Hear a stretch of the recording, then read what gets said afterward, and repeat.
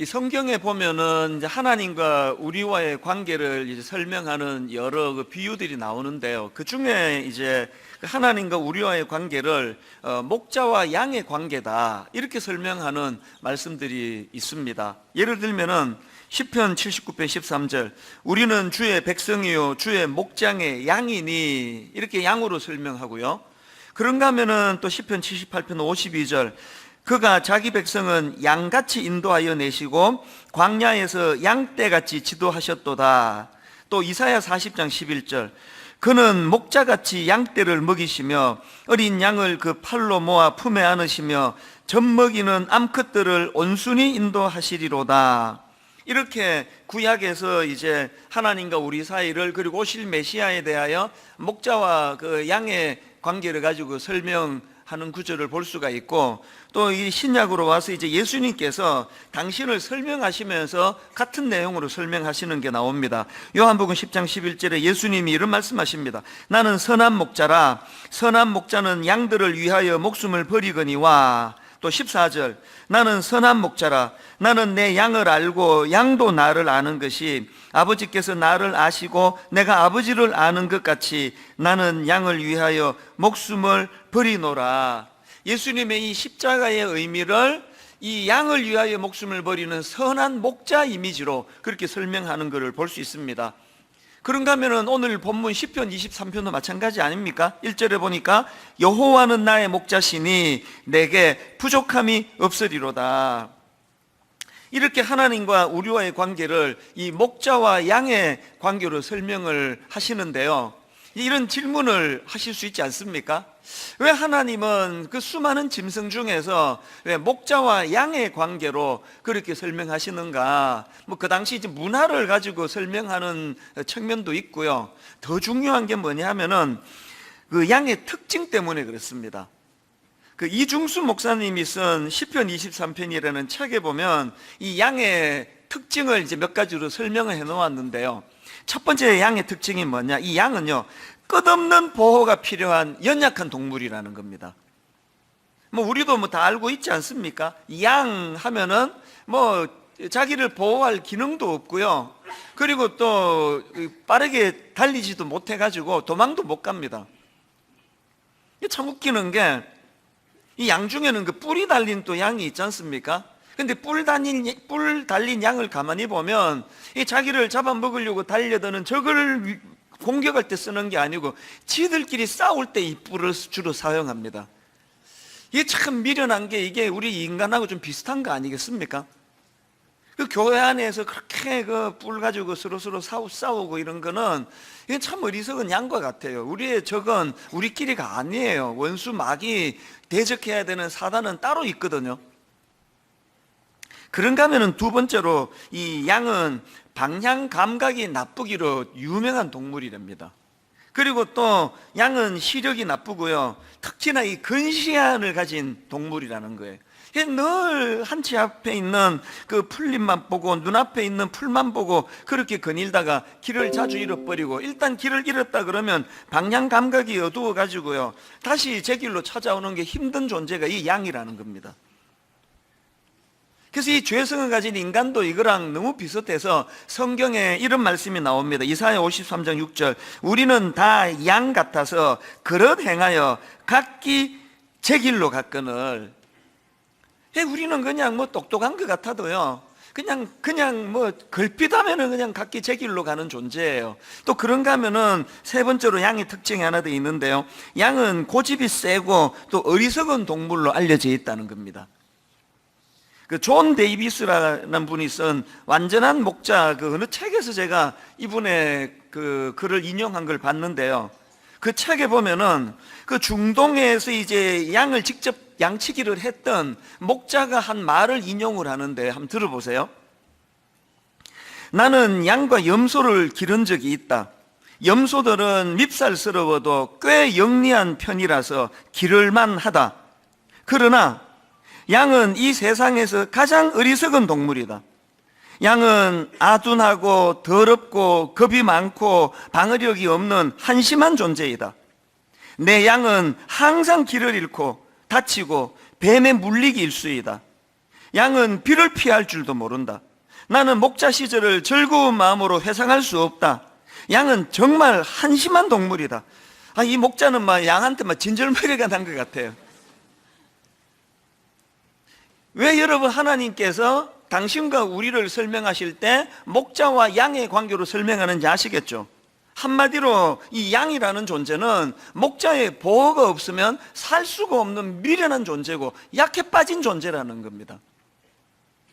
그래서 그 이진희 목사님이라는 분이 쓴 책인데요, 유대인의 목축 문화를 통해 본 시편 23편, 이 책에 보니까 그 동물학자들이 이런 말을 한다고 하네요. 인간이 양을 돌보지 않는다면 양은 지구상에서 가장 먼저 사라졌을 것이다. 이게 뭘 의미하겠습니까? 절대적으로 목자의 보호가 필요한 존재가 양이라는 거예요. 그래서 하나님이 내가 니들의 목자가 돼줄게. 그러니까 니들 약한 걸 깨달아야 된다. 그 어리석음을 자각하기를 원하시는데요. 근데 여러분, 우리 자체도 이렇게 약하고 또 미련하고 어리석지만 엎친 데 덮친 격으로 또 사는 환경이 너무 열악합니다. 뭐 다 느끼지 않습니까? 그래서 이 세상을 뭐 광야 같은 세상이다, 한치 앞을 알 수 없는 세상이다, 어두운 세상이다, 이런 말들을 종종 하지 않습니까? 이 시편 23편이 쓰여진 배경도 마찬가지예요. 여러분, 이 시편 23편은요 양들이 살기에 너무나 적합한 뉴질랜드 같은 대평원에서 쓴 게 아니에요. 이 시편 23편은요 여러분이 다 아시지만 중동 사막 지역, 한 번씩 TV에 그 중동 그 지역 보여주면은 얼마나 열악한 데인지 아시지 않습니까? 제가 사실 한 20여 년 가까이 된 것 같은데요, 뉴질랜드에 그 청소년 사역할 때 그 집회를 간 적이 있는데 남서민 크라이처치라는 곳에서 이제 집회를 하고, 또 북쪽에 있는 뉴질랜드에서 제가 오클랜드라는 데서 말씀을 전했던 기억이 나는데요, 한 20년 가까이 지났는데 뉴질랜드 하면 내 머리에 떠오르는 것은 푸른 초원이에요. 끝없이 펼쳐진 그 초장에서 소떼들이 이렇게 그 젖소들이 거닐던 그 이미지가 제 머리에 남아 있는데요, 불행하게도 인생은 뉴질랜드 대초원에서 유유자격하는 그런 양떼들이 아닙니다. 이 시편 23편은 중동의 그 척박한 땅, 그래서 양들이 지내기에 너무나 열악한 고산지대 광야를 배경으로, 그 배경으로 쓴 시입니다. 그래서 시편 23편 4절에 보면은 내가 사망의 엄침한 골짜기로 다닐지라도, 저자가 뉴질랜드에서 썼으면 4절 없습니다. 뉴질랜드는 사망의 엄침한 골짜기 자체가 없습니다. 제가 이번 이 설교를 준비하면서 그 양에 관해서, 목자에 관해서 책들을 막 여러 권 구해가지고 제가 읽었는데요, 그러다가 불쑥 이런 생각이 드는 겁니다. 오늘 여기 초청돼 오신 분한테 내가 이 질문을 던져야 되겠다. 오늘 초청돼 오신 분 말고도 모든 분들이 한번 대답해 보세요. 이지선당의 형입니다. 둘 중에 하나 고르시면 돼요. 그러니까 여러분이 양이라 치고요, 이제 둘 중에 하나예요. 첫 번째는 뭐냐, 뉴질랜드처럼 막 너무나 좋은 환경, 그래서 이 대평원에서 유유자격 거니는 그런 양이라고 치고요, 그래서 뭐 환경적으로 부족한 게 하나도 없는데 끝없이 펼쳐진 푸른들, 사망의 엄침한 골짜기는 구경도 해볼 수 없는 곳, 또 늑대나 사나운 짐승이 공격하지 않는 그곳, 그런 곳에서 사는데 목자는 없습니다. 인도하는 목자는 없습니다. 이게 1번입니다. 그 다음에 2번은 반대로 시편 23편의 배경 그대로예요. 환경적으로 사망의 엄침한 골짜기가 즐비하고 목마름과 너무나 열악한, 거기 제가 어느 책에 보니까 중동 지역은 그 우기가 딱 석 달밖에 안 된답니다. 그래서 나머지 9달이 다 건조한 그런 양들이 얼마나 그 환경이 열악하겠냐고요. 그런데 그 2번에는 환경은 너무나 열악하지만 거기에는 목자가 있습니다. 뭘 택하시겠습니까? 1번, 2번 섞은 거 이렇게는 말하지 마세요. 둘 중에 하나만 고른다면, 자, 난 1번이 좋아, 난 뉴질랜드가 좋아, 1번 하면 손 들어보세요. 1번.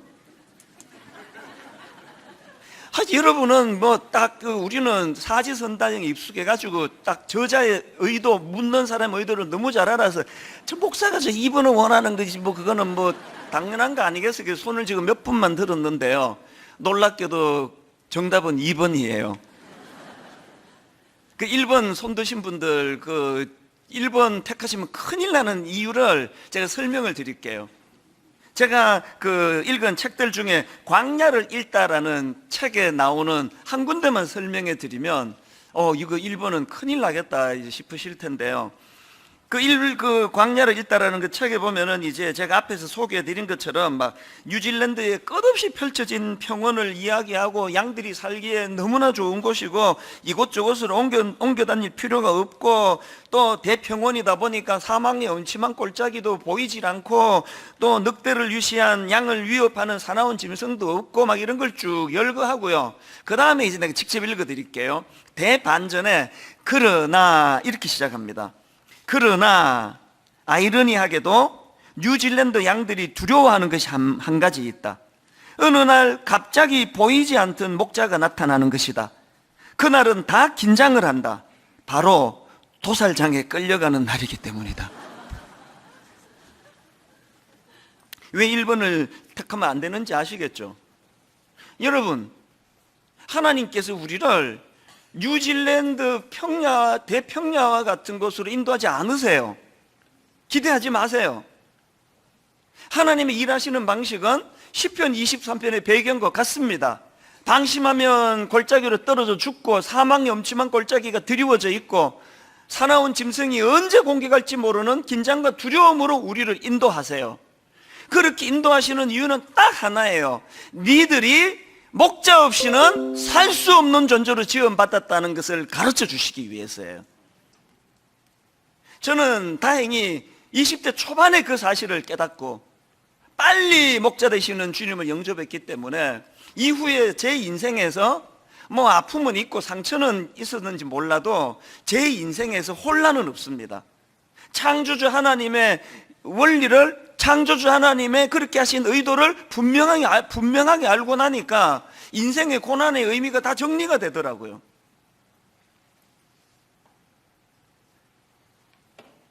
1번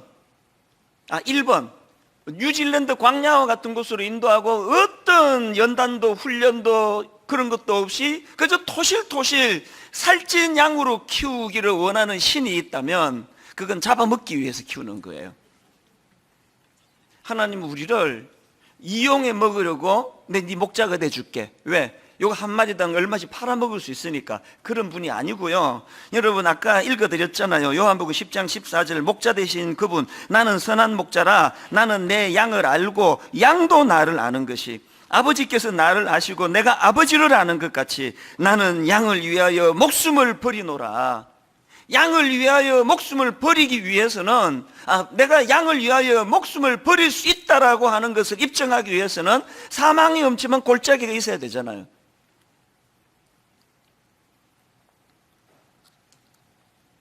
구약 민수기 1장 1절에 보면은 이스라엘 자손이 애굽 땅에서 나온 후 둘째 해 둘째 달 첫째 날에 여호와께서 시내 광야 회막에서 모세에게 말씀하여 이르시되, 우리말로는 이게 평이한 서술형인데요, 이 원어로 보면은 이게 약간 그 워드플레이 같은 그런 요소가 있습니다. 무슨 뜻인가 하면은요, 방금 여기 나오는 여호와께서 시내 광야 회막에서 할 때 이 광야는 미드바르라는 단어예요. 이 미드바르라는 단어고요. 그 다음 나오는 모세에게 말씀하여 이르시되 할 때 이 말하다는 다바르라는 단어예요. 벌써 좀 그 발음이 비슷하잖아요. 광야라는 뜻을 가진 미드바르와 말하다라는 뜻을 가진 다바르가 발음도 비슷하지만요, 여기 나오는 광야라는 뜻을 가진 미드바르의 어원이 말하다라는 뜻을 가진 다바르예요. 뭘 우리가 연상할 수 있습니까? 광야는 비록 아무것도 없고 날 괴롭히는 사망이 엄청난 골짜기가 있고 장렬하는 태양으로 고통하는 곳이지만 그 광야는 하나님의 말씀이 있는 곳이라는 거예요. 왜 뉴질랜드 대평원으로 인도하지 않으시고 광야로 인도하시느냐? 이 땅이 전부가 아니거든요. 여기는 훈련하는 장소거든요. 하나님이 우리의 목자가 되어주시고 고난을 통해, 연단을 통해 아침 이슬 눈앞 가리듯, 이슬이라는 그 모티프를 가지고 그 설명하는 것들이 성경에 종종 나오는데요. 차를 몰고 아침 일찍 그 평택 그쪽을 이렇게 지나다 보면 그게 몇 월 달쯤인지는 모르겠는데 항상 안개가 자욱할 때가 있습니다. 아침 안개 눈앞 가리듯. 그런데요, 진짜 허무한 게 아침 안개예요. 삽시간에 거두어져 버려요. 그게 인생입니다. 뉴질랜드 병원에서 천년만년 살 줄 알고 그렇게 흥청망청거리고 있다가 목자가 나타나면 도살장으로 끌려갈 수밖에 없는 그런 인생을 하나님 원하지 않으시고, 영원하신 하나님 나라를 가르쳐 주시고 보여주시기 위하여 이 땅에서 창조주 하나님을 의지하지 않고는 살 수 없는 인생임을 우리에게 교훈하게 하시는 것이 우리 하나님의 의도하심이라는 겁니다. 광야에 던져진 분이 우리 교회 성도 많으세요. 갑자기 암을 만나고, 갑자기 가정에 위기가 오고, 갑자기 사업이 잘 되던 사업이 문을 닫을 지경에 이르고, 이런 일이 일어나면은 그때는 어떡할 때라고요? 하나님의 말씀이 들려져야 되는 광야가 왔다는 뜻이에요. 말씀을 들어야 돼요. 저는 뭐 내 주변 사람들이 다 할 거예요. 저 자신도 너무 잘 알아요. 저는요, 이 큰 교회를 담임 목사할 만한 그런 사이즈의 용량이 아니에요. 저는 제가 저를 알잖아요. 저 이렇게 막 큰 교회를 할 만한 리더십이 있는 사람이 아닙니다.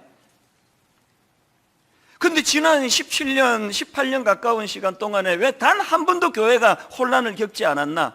교회가 뭐 쪼개지는 건 고사하고 몇 명이라도 무리지어서 상처받아서 나가는 일이 단 한 번도 없는 일이 이 어떻게 가능하냐? 비록 저는 양처럼 연약하기 짝이 없는 인생이고, 비록 저는 양처럼 어리석은 인생이지만요, 그걸 너무나 잘 알기 때문에 매일 초저녁 일찍 자고 새벽에 일찍 일어나 홀로 광야에 서서 하나님 말씀을 듣습니다. 하나님 지도를 받습니다. 하나님의 인도를 받아서 17년 동안 목자 되신 하나님의 인도를 받는 인생이 어떤 혼란도 혼미함도 없는 인생이 될 수 있는가를 매일 경험하는 삶이에요.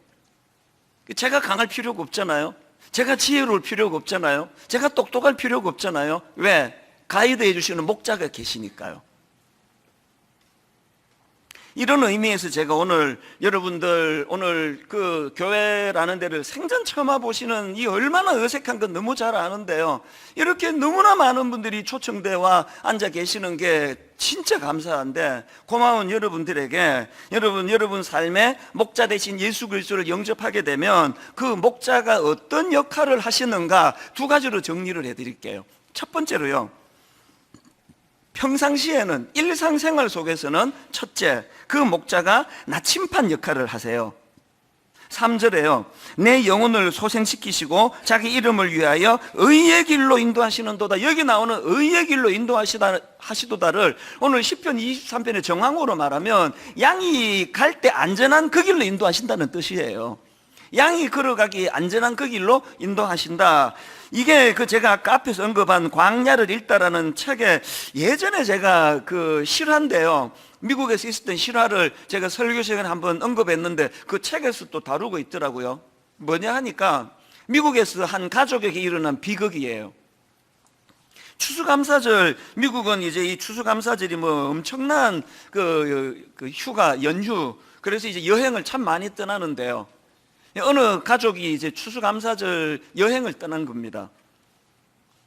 시애틀에 있는 친척집을 방문하고, 그리고 이제 좀 남는 시간에, 거기가 그 미국 서부 해안이 또 아름답지 않습니까? 그래서 이제 그 해안에 들러서 휴가를 보내고 우리가 집으로 가자, 그런 일정을 짰나 봐요. 그래서 이제 친척집을 다 방문을 하고, 그리고는 이제 그 5번 고속도로를 타고 이제 42번 도로에서 이제 갈아타면은 금방 목적지가 이제 도달이 되는 그 여정을 운전하고 가는데, 불행하게도 그만 그 운전하다가 깜빡 놓친 거예요. 42번 인터체인지를 놓치고 한 8km, 9km를 더 가버린 겁니다.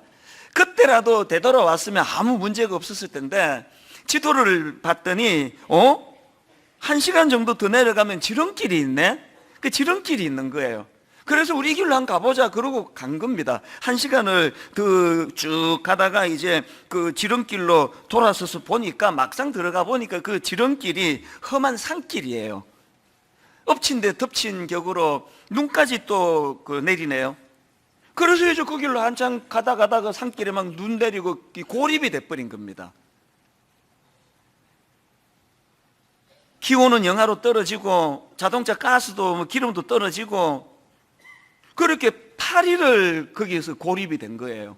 그리고는 뭐 그 야생 열매를 따먹고 이렇게 연명을 하고 이러다 우리 다 굶어 죽는다. 그래서 이제 가장으로, 아빠로, 남편으로 책임감이 있으니까 그 남편이 그 아내와 두 딸을 기다려라. 내가 가서 그 구조대를 내가 연결해서 사람을 불러오마. 그렇게 하고 이제 그 아버지가 구조대를 찾으러, 뭐 민가를 찾으러 갔겠죠. 내려갔는데 불행하게도 그 아버지가 이틀 뒤에 동사 시신으로 발견이 됐습니다.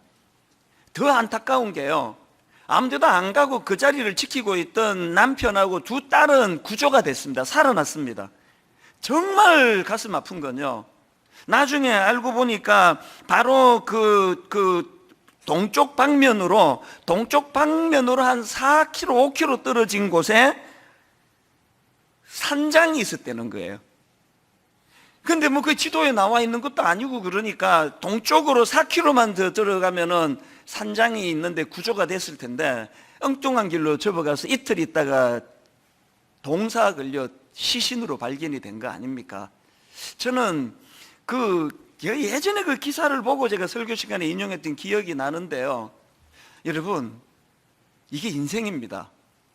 내 경험, 내가 갖고 있는 어떤 지식, 실력, 내 손에 들려져 있는 그 종이 한 장, 그 지도로는 다 할 수 없는 게 인생이에요.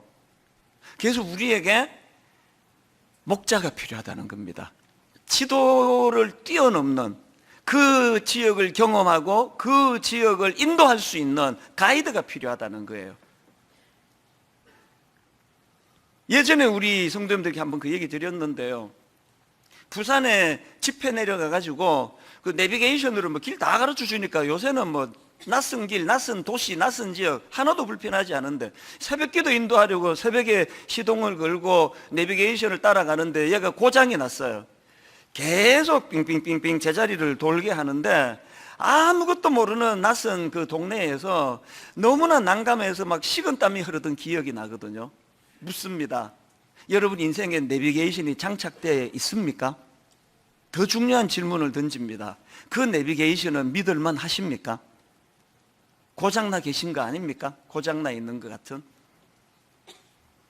느헤미야 9장 19절에 이런 말씀이 나옵니다. 주께서는 주의 크신 긍휼로 그들을 광야에 버리지 아니하시고 낮에는 구름 기둥이 그들에게서 떠나지 아니하고 길을 인도하며 밤에는 불 기둥이 그들이 갈 길을 비추게 하셨사오며, 윗대 어른들이 홍해를 건너 광야를 배회할 때 하나님이 어떤 가이드가 되어주셨는가를 설명하는 거거든요. 저는 저의 지난 인생을 쭉 되돌아보면은 딱 이 말씀 그대로예요. 낮에는 구름 기둥이 그들에게서 떠나지 아니하고 길을 인도하며 밤에는 불 기둥이 그들이 갈 길을 비추게 하셨사오며, 이게 딱 저의 인생이에요. 그런가 하면은 두 번째로 목자가 하는 일이 하나 더 있는데요, 평상시에는 그렇게 가이드 역할을 해주시는데요, 우리는 그 미련한 양처럼 말 안 듣는 존재 아닙니까?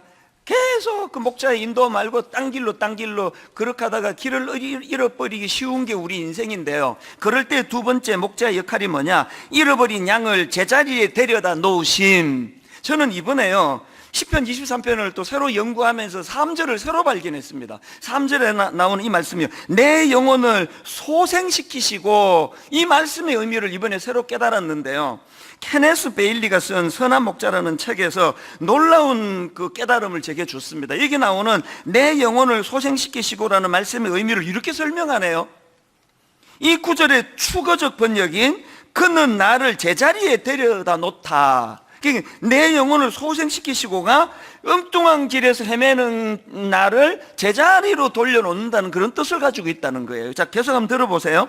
그는 나를 제자리에 데려다 놓다는 이 말의 의미는 양은 길을 잃었고 선한 목자는 양을 추적하고 찾아서 다시금 데리고 와야 한다는 표현에서 그 설명이 분명해진다. 레바논과 성지의 목자들은 내게 길 잃은 양에 대한 정황을 설명해 주었다. 일단 양이 스스로 길을 잃어버렸다는 것을 알게 되면 양은 덤불 속이나 바위 밑에 숨어서 파르르 떨며 매 소리를 낸다는 것이다. 목자는 이 양이 야생동물들에게 발각되어 먹이가 되지 않도록 신속하게 찾아내야 한다. 발견된 양은 극도로 불안정하여 제대로 걸을 수조차 없기에 목자는 양을 어깨에 걸쳐매고 양무리 혹은 마을로 돌아온다. 이 명확한 그림이 추상적 개념으로 대체된다면 시편 23편의 잃어버린 양 이미지는 정발해버린다. 그동안 제가 이 시편 23편의 이미지를, 그 잃어버린 양의 의미를 정발한 채로 읽은 거예요. 다시 말씀드립니다. 목자가 하시는 두 가지 기능이 뭐냐? 일상생활 속에서는 길 잃지 않도록 가이드가 되어주세요. 그러나 우리는 뿔난 망아지 마냥 우리는 그 가이드 말 잘 안 듣는 사람이에요. 그래서 엉뚱한 길로 빠지고 자빠지고 넘어지고 할 때는 그 달력 같은데 이 이미지 사진 다 보셨죠? 목자가 여기 나오는 그대로예요. 그렇게 발견된 양은, 엉뚱한 길을 헤매다가 발견된 양은 극도로 불안정하여 제대로 걸을 수조차 없기에 목자는 양을 어깨에 걸쳐매고 양무리 혹은 마을로 돌아온다. 여러분, 목자가 양을 어깨에 메고 그렇게 마을로 들어가는 그 달력 그림 같은 거 보신 분이 계실 거예요. 이게 여기 나오는 내 영혼을 소생시키시고예요. 아까 저는 리더십도 약하고 이 큰 사이즈를 목회할 그릇이 아니라고 말씀드렸는데, 그럼에도 불구하고 혼란이 없었다고 말씀드렸지만요, 더 잘게 돌아보면은요, 내 인생 자체가 내 영혼을 소생시키시는 하나님을 경험하는 삶이었습니다. 끊임없이 옆길로 빠지면 또 들쳐매고, 이 자리가 그냥 한 번도 제가 17년 동안 당황스러운 거 없이 놀랄 일 없이 아무렇지도 않게 설교를 했지만 그 주중에 과정에서 소생시켜 주시는 은혜가 없었다면 이 자리에 제가 지금 계속 못 서는 거예요. 이 두 가지를 정리하십시오. 일상생활 속에서는 하나님이 나의 내비게이션, 가이드가 되어주세요. 옆길로 빠져 엉뚱한 자리에 들어가 있으면 기진맥진에 걸을 수조차 없는 그 양을 어깨에 들쳐매고 원래 자리로 되돌려 주시는 역할을 하시는 분, 그분이 목자 대신 우리 주 예수 그리스도신 줄로 믿으시기를 바랍니다. 자, 그러면요, 이제 각도를 조금 더 바꾸어 가지고 이런 목자를 모신 인생이라면 그 인생편에서 그럼 좀 더 구체적으로 어떤 혜택을 누리고 사느냐, 이것도 두 가지로 설명을 드릴 수 있습니다. 여러분, 목자를 모신 인생이 누리는 첫 번째 복이 뭐냐? 현실에 자족하는 인생이에요. 시편 23편에 가장 먼저 선포되는 건 자족입니다. 여호와는 나의 목자시니 내게 부족함이 없으리로다, 이렇게 선포를 하고 나서 그 다음 2절로 넘어갑니다. 그가 나를 푸른 풀밭에 누이시며 쉴만한 물가로 인도하시는도다. 제가 그 케네스 베일리의 선한 목자 책을 이번에 많이 참고했는데요, 거기에 보니까 그 푸른 풀밭에 누이시고의 의미를 참 잘 설명했더라고요. 자, 들어보세요. 양이 자리에 눕는 건 오직 배가 불렀을 때나 갈증이 해결되었을 때, 그리고 야생동물에 의해 위협을 받지 않거나 곤충의 괴롭힘으로부터 자유로워졌을 때만 가능하다. 그러니까 지금 푸른 풀밭에 누워있어 이 양이, 그게 무슨 뜻입니까? 지금 우선 배가 고프지 않아요. 갈증이 없습니다. 그리고 또 사나운 짐승으로부터 위협을 받지 않는 상태예요. 저는 이런 상태의 푸른 물밭에 평안하게 누워있는 그 양의 이미지를 묵상하다가 구약의 성경 한 구절이 팍 떠올랐는데요, 그게 시편 131편 2절인데요 자, 1절부터 보세요. 여호와여, 내 마음이 교만하지 아니하고 내 눈이 오만하지 아니하오며 내가 큰 일과 감당하지 못할 놀라운 일을 하려고 힘쓰지 아니하나이다. 그리고는 2절, 실로 내가 내 영혼으로 고요하고 평온하게 하기를 젖된 아이가 그의 어머니 품에 있음 같게 하였나니 내 영혼이 젖된 아이와 같도다. 이 표현이 난 너무 재밌는 거예요. 여러분, 젖된 아이가 어머니 품에 있기까지는 전 단계가 있었습니다. 젖 안 뗀 아이의 상태예요. 젖 떼지 않은 아이는요, 그 어머니도 필요하지만 그 어머니가 제공해주는 젖이 필요한 거예요. 그 상태는요, 그 대상은 별로 중요하지 않아요. 누군가 줄인 자기 배를 채워만 준다면 옆집 아줌마가 젖을 제공한다고 거절하겠습니까? 뭐 소젖도 먹는데요. 젖 안 뗀 상태에서 이 젖을 제공해주는 어머니의 존재의 마음이 가기보다는 이것을 제공해주는 대상에게 마음을 가지고 하는 게 신앙생활의 첫 단추예요. 건강 주세요, 취직시켜 주세요, 우리 아들 이번에 서울대 보내주세요, 암 낫게 해주세요. 젖이 필요한 상태로 하나님을 만나는 거예요. 그렇게 하나님과의 신뢰가 쌓여가면 나중에는 이 표현 그대로입니다. 실로 내가 내 영혼으로 고요하고 평온하게 하기를 젖된 아이가 그의 어머니 품에 있음 같게 하였나니, 실로 내 영혼으로 고요하고 평온하게 되기 위해서는, 그리고 10편 23편 1절에서 여호와는 나의 목자시니 내게 부족함이 없으리로다. 지금 뉴질랜드 평원이 아니라니까요. 여호와는 나의 목자시니, 이 다윗은 젖된 아이의 상태가 된 거예요. 초신자들에게는 여전히 공급해주는 젖이 중요해요. 그러나 진짜 마음의 만족감은요, 진짜 자족은 그 대상인 여호와 하나님에 대한 신뢰가 회복이 될 때 완전히 채워지는 거예요. 그래서 현실은 사망이 없지만 골짜기가 절비한 열악한 광야인데도 불구하고 내 인생에 부족함이 없으리로다. 다윗하고 저하고를 견주는 것 자체가 신뢰지만요, 공통점 하나 있습니다. 다윗도 인생에 목마름이 없고 저도 인생에 목마름이 없습니다. 종종 저는 우리 집아이들에게도 또 우리 부목사들 얘기해요. 오늘 밤에 하나님이 나를 데려가셔도 난 내 인생에 여한이 없다. 오늘 이거를 끝으로 분당 우리 교회를 내가 떠난다 하더라도 난 내 인생에 목마른 게 없다. 이게 젖된 아이가 할 수 있는 고백이에요. 여러분, 시편 131편 2절을 선물로 드릴까요? 실로 내가 내 영혼으로 고요하고 평온하게 하기를 젖된 아이가 그의 어머니 품에 있음 같게 하였나니 내 영혼이 젖된 아이와 같도다. 어떤 상황에서도, 열악하기 짝이 없는 사막과 같은 광야에서도 이런 자족으로 주님 앞에 고백할 수 있는 저와 여러분 되시기를 바랍니다. 그런가 하면 두 번째로요, 목자를 모신 인생에게 주시는 축복된 선물이 하나 더 있습니다. 그게 뭐냐 하니까 최종 목적지를 향해 꿈꾸며 걷는 인생이 되게 합니다. 꿈꾸며 걷는 인생. 제가 앞에서 양은 지독한 근시안이라 그랬잖아요. 한 치 앞밖에 모른다 그랬잖아요. 그게 또 인생이라 그랬지 않습니까? 저는 우리 젊은 목사님들한테 그냥 여러 번 말하는 것 중에 하나가 사자성어 중에 목사가 입에 담으면 안 되는 진짜 무서운 사자성어가 하나 있다. 소탐대실. 저에게 이 소탐대실은 가장 무서운 적이에요. 왜? 우리는 근시안이니까, 양 같으니까. 팥죽 한 그릇에 영혼을 팔아먹을 수 있는 게 인간이니까. 아무것도 아닌 공급 몇 푼 때문에 목사라는 디그니티를 팔아먹는 이게 인간이니까, 그럴 수 있는 게 인간이니까 늘 두려워하는 게 소탐대실인데요, 뭘 막 벽에 써놓고 소탐대실 안 해야지 그런 건 어리석은 짓이에요. 시편 23편 맨 마지막 6절을 외우시면 됩니다. 내 평생의 선하심과 인자하심이 반드시 나를 따르리니 내가 여호와의 집에 영원히 살리로다. 여러분, 이 근시한 인생이 어디까지 보는 거예요? 여호와의 집에 영원히 살리로다. 죽음 이후의 세계까지 볼 수 있는 눈은 어디서 나오는 거예요? 내 평생의 선하심과 인자하심이, 내 일상생활 속에서 하나님 내게 어떤 목자가 되어주셨는가에 대한 놀라운 은혜가 충만하면 시야가 넓어지는 거예요. 그 대표적인 인물이 사도 바울 아닙니까? 여러분, 빌립보서 3장 13절을 보세요. 사도 바울이 이런 고백을 합니다. 형제들아, 나는 아직 내가 잡은 줄로 여기지 아니하고 오직 한 일, 즉 뒤에 있는 것은 잊어버리고 앞에 있는 것을 잡으려고 표대를 향하여 그리스도 예수 안에서 하나님이 위에서 부르신 부름의 상을 위하여 어떻게 한다고요? 달려가노라. 여기 지금 달려가는 분 많지 않습니다. 이렇게 지쳐서 고꾸라지고 저렇게 낙심해서 고꾸라지고 누가 공격해서 자빠지고 달려가는 사람 많지 않습니다. 사도 바울만큼 공격을 많이 당한 사람이 또 있을까요?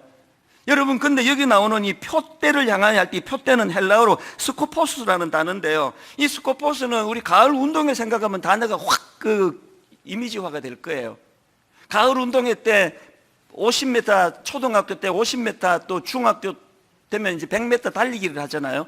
여기 나오는 표대 스코포스는 뭐냐 하면은 맨 결승점에 그 학생 둘이서 줄 들고 서 있는 이게 표대예요.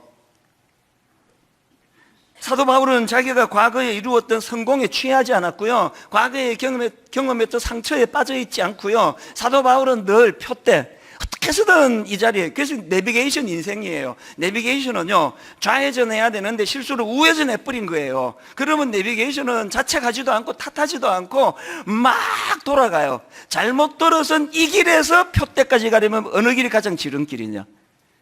난 세상에 이 내비게이션 아줌마처럼 믿음 좋은 여자를 본 적이 없어요.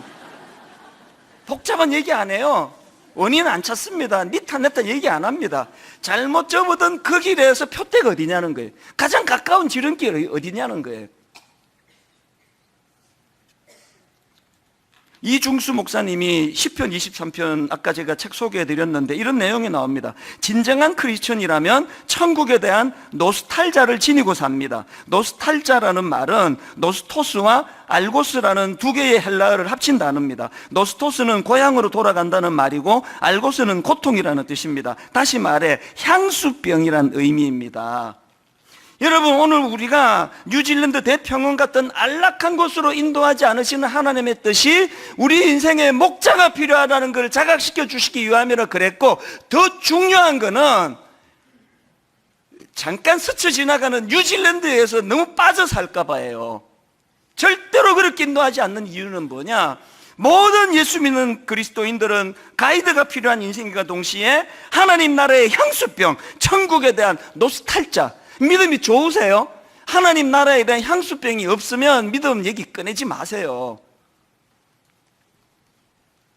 근시안을 가진 인생, 눈앞에 풀만 보고 사는 인생이 어떻게 푸른 초장 너머의 세계를 꿈을 꾸며 향수병으로 표현되는 노스탈자, 천국에 대한 노스탈자를 지니고 살 수 있게 되느냐? 결론을 이렇게 맺기 원합니다. 요한복음 10장 14절 다시 읽어드릴게요. 나는 선한 목자라. 나는 내 양을 알고 양도 나를 아는 것이, 아버지께서 나를 아시고 내가 아버지를 아는 것 같으니 나는 양을 위하여 목숨을 버리노라. 이 선한 목자 여러분을 초청하셔서 이렇게 말씀하십니다. 마태복음 11장 28절 수고하고 무거운 짐진 자들아 다 내게로 오라. 내가 너희를 쉬게 하리라. 아까 양이 누울 수 있는 조건을 말씀드렸고요. 목자가 하는 일 중에 양이 궤도를 이탈했을 때 너무 두렵고 공포스러워 발걸음도 뗄 수 없는 상태에 빠진 그 양을 들쳐 업고 원래에 가야 할 양의 길로 되돌려 놓는 일을 하신다면 오늘이 그날이에요. 초청받아 오신 여러분에게 오래 예수 믿었다 하지만 자기 탐욕으로 엉뚱한 길로 간 여러분들에게 주님이 덜쳐 엎으시고 선한 의의 길로 인도해 주시는 그날이에요. 오늘 여기 초청받아 오신 분들에게 우리 그 찬양 한 곡을 또 불러드릴까 하는데요. 최근에 저희도 이 찬양을 참 오랜만에 부르는 것 같습니다. 내 평생에 가는 길 순탄하여 늘 잔잔한 강 같든지 큰 풍파로 무섭고 어렵든지 나의 영혼은 늘 편하다. 잠잠히 영안을 여는 게 뭐지? 하나님을 보는 눈은 어떻게 열려지는 거지? 많은 질문을 가지고, 그러나 여러분 어떤 우리의 이론으로도 쌓을 수 없는 예배는 사건이에요. 친히 목자 되시는 그분을 만나는, 경험하는 그런 복된 시간 되기를 바라면서 우리가 이 찬양을 불러드리도록 하겠습니다. 같이 찬양 드리겠습니다. 내 평생에 가는 길 순탄하여 늘 잔잔한 강 같든지 잔잔한 강 같든지 큰 풍파로 무섭고 어렵든지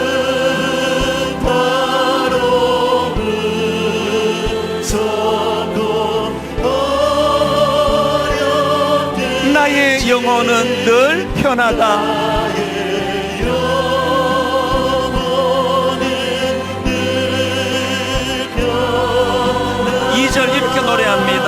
저 마귀는 우리를 삼키려고 연약한 양 같은 우리 인생을 향한 저 무서운 사단의 공격, 입 벌리고 달려와도 그러나 우리가 두려워하지 않을 이유가 있다면 주 예수는 우리의 대장되니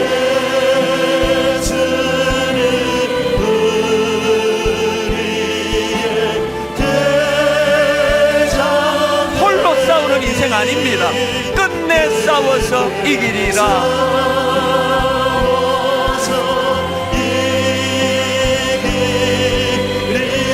여러분의 영혼에게 이렇게 선포할 수 있겠습니까? 내 영혼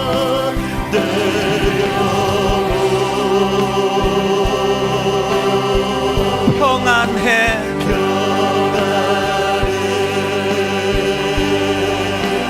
내 영혼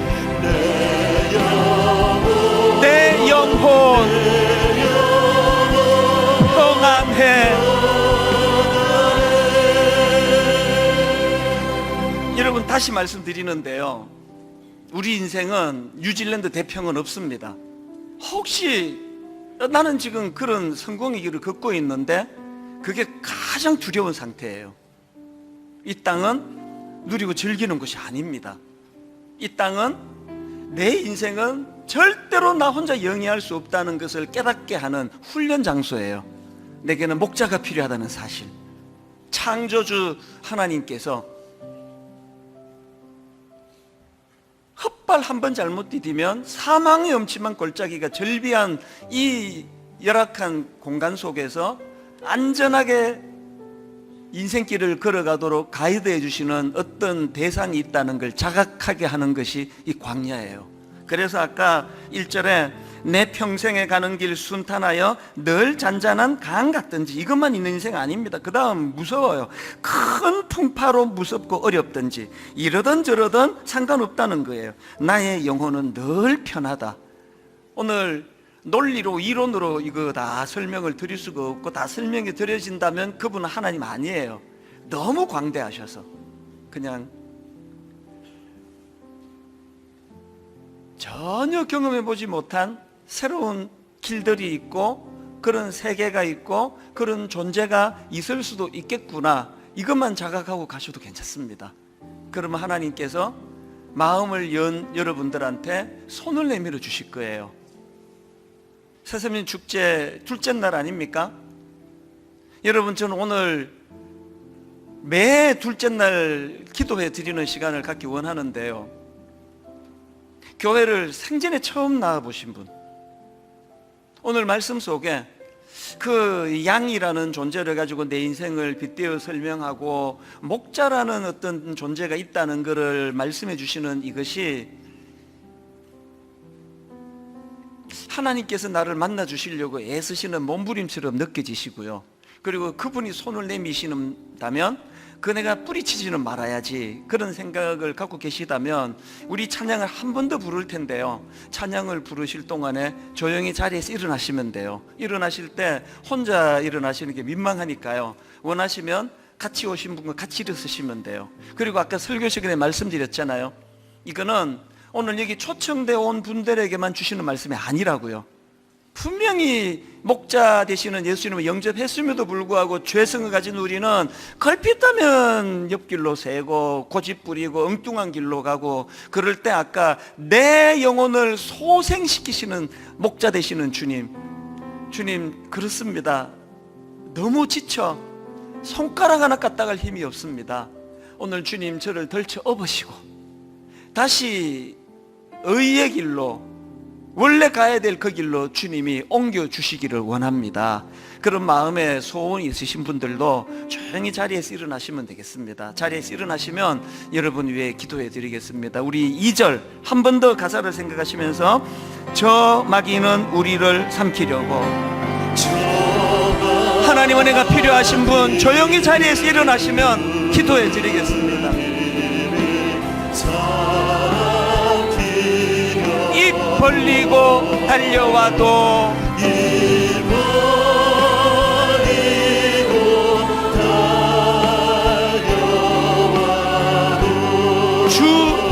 너는 우리의 대장 되니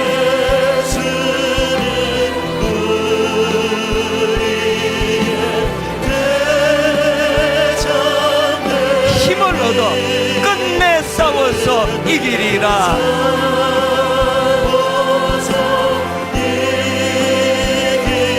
3절 내 지은 죄 주홍빛 같더라도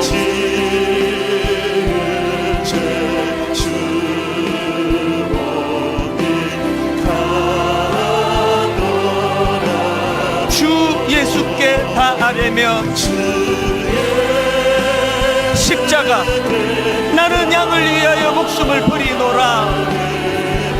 그 십자가 피로써 다 씻어사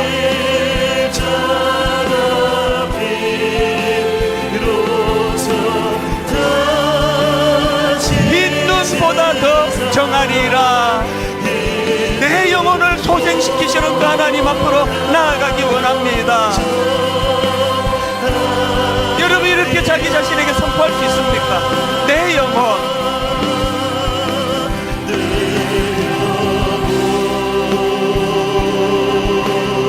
평안해.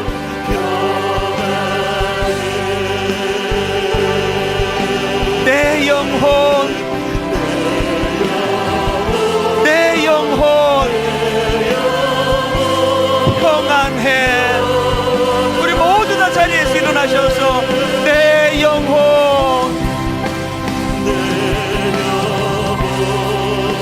여러분 자기 영혼에게 선포하십시오. 평안해. 사망의 음침한 골짜기를 거닌다 할지라도 내 영혼 내 영혼 평안해. 하나님 아버지, 딱 길 잃은 양, 이게 저희고 우리들입니다. 그렇게 잘난 척하고 똑똑한 척하고 온 세상 이치를 다 터득한 것처럼 말하지만, 그러나 사실은 우리는 진리의 길이 어딘지 무엇인지 잘 모릅니다. 분명히 이 길이라 생각했기 때문에 내가 가지고 있는 지도로 내 아내와 두 딸 살릴 수 있다 확신했기 때문에 구조대를 찾아 떠난 길인데 4, 5km만 가면은 만날 수 있는 구조대 전혀 다른 엉뚱한 길로 접어들어 이틀 만에 동사로 죽을 수밖에 없는 인생, 아버지인 저의 모습이고, 아이들을 너무나 사랑하지만 잘 인도할 수 없어 눈물 짓는 수많은 어머니들의 모습인 줄로 믿습니다. 하나님, 우리 삶이 뉴질랜드 대 평원 같은 삶이라서 축복된 것이 아니라 철저하게 연약한 나 자신을 인식하고 자각할 수 있어 축복인 줄 믿습니다. 나에게는 목자 대신 여호와 하나님이 필요하십니다. 나에게는 여호와 하나님이 필요하고, 나에게는 이 미련한 양을 위하여, 난 너희들을 위하여 죽을 수도 있다 말씀하시며 묵묵히 십자가의 길로 걸어가신 그 주님이 나의 목자가 되심을 깨닫는 것, 이것이 이 땅에서 그 수많은 시행착오와 아픔과 실패를 통해 반드시 얻어야 되는 가장 소중한 진리요 지식인 줄 믿습니다. 오늘 자리에서 일어난 수많은 초청받아 오신 분들, 저들 눈에 눈물을 닦아주시고 영혼을 소생시키시는 그 목자의 이미지가 발걸음도 떼기 어려운 기진맥진한 양을 어깨에 들쳐매고 양의 길로 원래 자리로 되돌려 놓으시는 그 주님이라는 사실을 기억하고, 하나님 더 알고 싶습니다. 하나님 더 젖먹는 어린 양이 어미 품을 찾듯이 그렇게 하나님을 알아간다 할 때 젖된 어린 양과 같이, 젖된 어린아이와 같이 여전히 어머니를 소중히 여겨 어머니 품을 파고드는 평안을 선물로 받게 될 줄로 믿습니다. 그 은혜를 허락하여 주시옵소서.